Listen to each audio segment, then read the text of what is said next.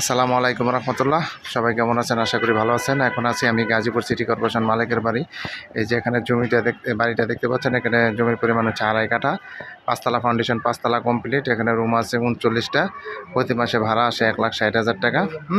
গ্যাসের চুলা আছে 12টা, ডাবল চুলা। এই যে আমার সামনে যে বাড়িটা দেখতে পাচ্ছেন, এটা হচ্ছে 5 তলা ফাউন্ডেশন, 5 তলাই কমপ্লিট।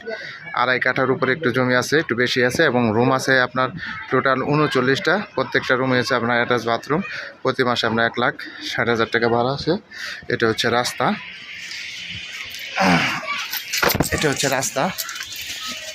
এখান থেকে এই যে সামনে যে মেন রোড আছে, এটা হলো পুরাটা রাস্তা। আসেন, রাস্তা